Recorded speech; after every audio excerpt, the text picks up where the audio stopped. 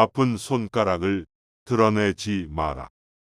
당신이 아픈 손가락을 먼저 나서서 드러내는 순간 모두가 그곳을 찌를 것이다. 아프다고 하소연하는 버릇을 버려라. 아기는 늘 약한 곳을 노리며 아픈 곳만 찾아 돌아다닌다. 그리고 그 아픈 부위를 찌를 시도를 수천, 수만 번 반복한다. 때문에 신중한 사람은 결코 자신의 상처를 쉽게 드러내지 않으며 개인적인 불행을 여기저기 발설하지도 않는다. 때로는 운명조차도 당신의 가장 아픈 상처를 찔러대며 즐거움을 느낀다. 그러니 아픈 것도 기쁜 것도 쉽게 드러내지 마라. 생명을 단축시키는 것에는 두 가지가 있다. 그것은 바로 어리석음과 방탕함이다. 어리석음은 생명을 지킬 수 있는 이성이 없고 방탕함은 생명을 지키고자 하는 의지가 없다. 악덕은 어리석음과 방탕함에 대한 징벌이다. 자신에게 어울리지 않는 영예가 뿜어내는 향기에 어지러워하며 높은 곳에 오르다 떨어질 위험에 처한다. 그들은 바닥에 앉고 싶어 한다. 그들에게는 행운을 위한 공간이 없기 때문이다. 살고자 한다면 삶을 내버려 두라. 평화로운 자는 삶을 살기만 하는 것이 아니라 삶을 지배한다. 듣고 보고 침묵하라. 다툼이 없는 하루는 평화로운 수면의 밤을 가져온다. 오래 살면서 유쾌하게 산다는 것은 곱절로 사는 것이며 이는 평화의 결실이다. 쉼 없는 인생은 주막에도 들리지 않는 긴 여행만큼 피곤하다. 다양한 지식은 삶을 즐겁게 만든다. 정신의 기형이 육체의 기형보다 더 추하다. 아름다움을 지닌 고귀한 정신과 모순되기 때문이다. 모든 것에는 중요하지 않은 면도 있는 법이다. 매사를 다 마음에 담고 있는 것보다 더 부조리한 일은 없다. 우리와 상관없는 일을 심각하게 생각하고 우리에게 중요한 일을 돌보지 않는 것은 지극히 우매한 일이다. 지혜는 평정심에서 나온다. 절대 평정심을 잃지 마라. 마음을 지키는 것이 지혜의 핵심이다. 그러므로 자기를 다스리는 위대한 사람이 되어야 한다. 가장 좋을 때나 나쁠 때에도 흔들리지 않는다. 우리는 우리 자신을 그리고 많은 것들을 알기 위해서 산다. 그럴 때 진실된 책이 우리를 사람답게 만들 것이다. 우리에겐 기쁨보다 살아야 할 날이 더 많다. 그러니 즐길 때는 천천히, 일할 때는 빨리 하라. 일이 끝나는 것은 좋으나 즐거움이 끝나는 것은 좋지 않기 때문이다. 많은 사람들이 처음에 휴식을 취하고 노력은 마지막으로 미룬다. 그러나 중요한 일은 처음에 하고 부수적인 일은 여력이 있을 때 하는 것이다. 행복을 얻기 위한 규칙들이 존재한다. 왜냐하면 지혜로운 자에게도 모든 것은 우연이 아니기 때문이다. 노력은 행복을 뒷받침해 줄 수 있다. 자신의 행운을 이끌어갈 줄 아는 것은 대단한 기술이다. 물론 행운의 걸음걸이는 불규칙해서 어디로 갈지 알 수 없다. 하지만 기다리는 동안 행운이 무르익을 수 있다. 또한 행운에는 때가 있고 기회는 그때에만 찾아오기에 적절한 때를 이용하며 기다려라. 행복을 한 입 크게 물려면 육체에 커다란 위장이 꼭 필요하다.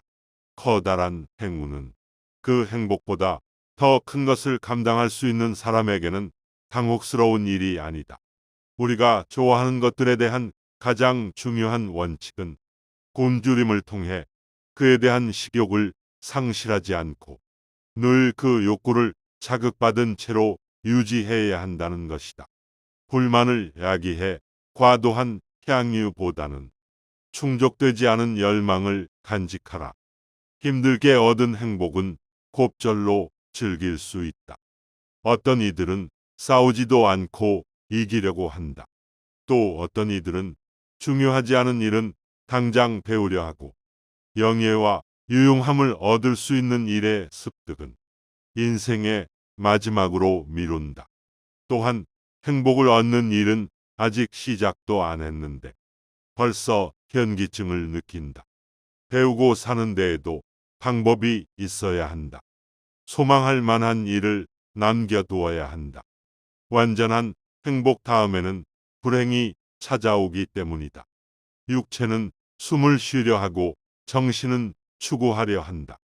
모든 것을 가진 자는 모든 것에 실망해 불만을 느낄 것이다.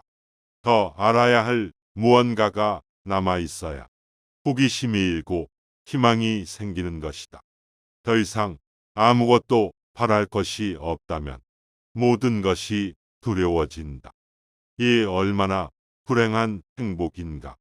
두려움은 소망이 멈추는 곳에서 시작된다. 도움을 받거나 은혜를 얻는 것도 최소한의 선에서 그치도록 하라. 너무 복잡한 인연을 맺으면 거미줄에 걸리고 만다.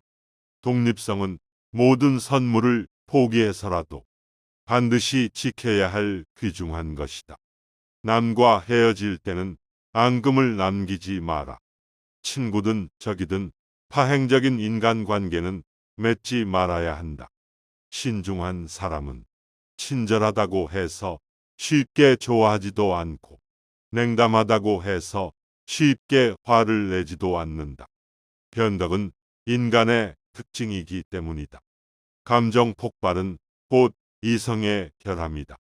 어리석은 사람이 격분하고 있을 때 냉정을 잃지 않는 사람은 성숙한 인간의 징표이다.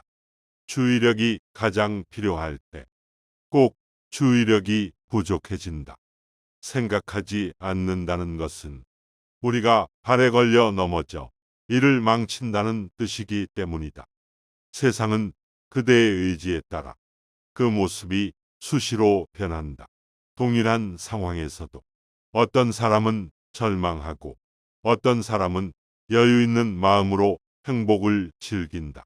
선명히 빛나는 밤하늘의 별처럼 사람들의 존경과 인정을 받으려면 좋은 사람이 아닌 필요한 사람이 되어야 한다. 불손한 자, 고집스러운 자, 오만한 자, 어리석은 자에게는 언제나 예의로 대하라. 그런 자들은 어디에나 있으니 그들과 충돌하지 않는 것이 현명한 방법이다.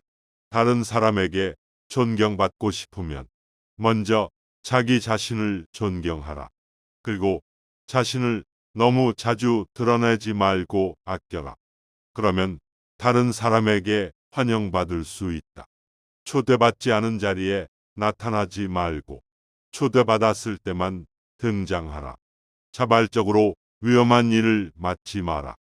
그 일이 실패라도 한다면 실패에 대한 원망은 당신에게 돌아갈 것이고 성공한다고 해도 아무도 감사하지 않을 것이다. 몇 날 이후의 일도 미리 생각하라. 통찰하는 사람은 문제가 생기기 전에 미리 결정해 놓는다. 앞날을 미리 대비하는 사람에게 불운이란 없다. 진창에 빠져 오물이 턱 밑까지 차오를 정도가 될 때까지 생각을 미루면 안 된다. 깊은 성찰을 통해 매우 힘든 일도 극복할 수 있다. 대개는 조용한 예언자다. 누구나 자신의 지혜만큼 행복하고 자신의 우둔함만큼 불행할 것이다. 혀는 야수와 같다. 일단 우리에서 탈출한 동물은 아무리 뒤를 쫓아도 붙잡기 어렵다. 우리의 혀도 마찬가지다. 혀는 인격을 판단하기 위한 재료로 사용된다. 그래서 경솔하게 함부로 입을 놀려서는 안 된다. 경박한 말의 주인은 경박한 인간으로 여겨져서 한순간에 신뢰를 잃어버린다. 자신의 혀는 자신의 책임으로 관리하라. 등장할 때의 박수갈채보다 행복한 끝맺음을 위해 노력하라.